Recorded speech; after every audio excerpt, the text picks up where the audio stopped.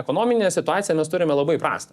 Ir jeigu žiūriu jūsų publikuojamus straipsnius dažnai Delfyje, tai vienas straipsnis kartais prieštarauja kitam. Ne? Ir jeigu mes dabar pažiūrėsime, vyksta kariniais konfliktas Irane ir Amerika, tarkim, Izraelis, iš tikrųjų jie irgi gali juos smerkti, ne? Bet kartu jie bando tam tikroje dalyje visuomenėje vesti tam tikrą santvarką. Bet prekės ir paslaugos jau dabar kyla į kosminės aukštumas. Jeigu vėl paimsime kuro kainą, jau šiandien kuro kaina 2 eurai berods 21 arba 22 euro centai, tai ką tai reiškia? Tai reiškia, tojo pat visi kaštai persikraus ant kur? Vartotojams.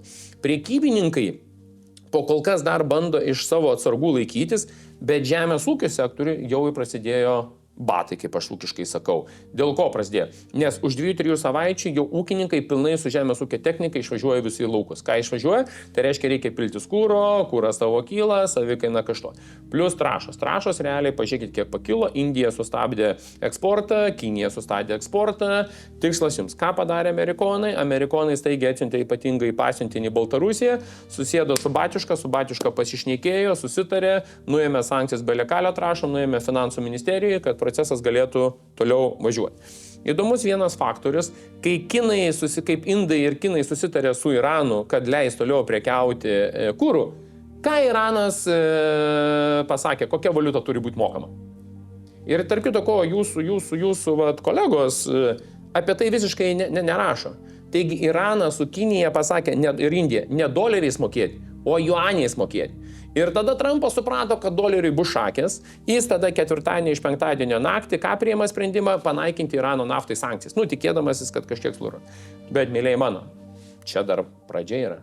Nes iš naftos produktų yra gaminama be proto daug pasaulio medžiagų. Kaip čia? Daiktų, ane? Tai reiškia, krizė, kurią mes dar tik tais įeiname, jinai yra tik pradiniai stadijai. Kad iš Hormūzo sąsiauriaus išplukdyti laivus, realiai reikės 1-2 savaičių. Kai jie atvažiuos į uostus, dar atsidės apie 1-2 mėnesius, ane, grubiai. Ką tai reiškia? Tai reiškia, kad mes šitą krizę bus baisesnė negu kaip COVID metu, jeigu pasaulio lyderiai nesupras. Problema yra, ko gero, ir mūsų valdančioji koalicijai, vyriausybei, finansų ministras, nematau, kad šiandieną kažką darytų, nepyk, Kristupai, kritikuoju už tos dalykus tave ir esu koalicijai tą pasakęs ir pas Seimo pirmininką. Man net kartais atrodo, kad žmonės, kurie finansų ministerijoje turi suprasti, kaip veikia ekonomika, jie nesupranta, bet jie yra buhalteriai. Neįsižeiskit buhalteriai, buhalterių pagrindinis yra darbas, tinkamai suskaičiuoti finansinės eilutės, išlaidas, pajamas ir panašiai. Tokiu klausimu turėtų spręsti ekonomikos inovacijų ministerija ir žemės ūkio ministerija. Nes žemės ūkio ministerija, jeigu mes šiandien nedalyvaujam šitam procese, ūkininkam yra šakės, reiškia žaliavos brangsta, produkcija brangsta, tada eina ant lentynų ir mes jau turime iš tikrųjų didelį infliaciją. Ekonomikos ministerija, jinai supranta, kad tai yra eksportas, kad tai yra gamyba, kad tai yra pramonė. Jeigu mes neturėsim pigių dujų, reiškia mes nepagaminsime pigių kažkokių tai prekių, kurias galėtumėm išeksportuoti. Tai aš vis dėlto noriu tikėti, kad sveikas protas nugalės ir bus vis dėlto tas karas baigtas. Bet svarbiausiai man čia vieni irgi sako, bet tu, Remigijau, buvai Trumpo gerbėjas. Viskas trukoj, sakau. Trumpą aš gerbiu dėl migracijos, dėl ekonomikos, tai ką jis darė. Na, viskas ten yra ok. Bet žinot, ką Trumpas dabar padarė? Trumpas viską padarė, kad ateinančiuose rinkimuose tiek Europai, tiek pasauliu laimėtų leftistinės grupės. Ir patikėkit manim, tarpiniai rinkimai, kurie bus rudenį Amerikoje, demokratai susišluos viską. Vokietijos pavyzdys. Nieko nereikia.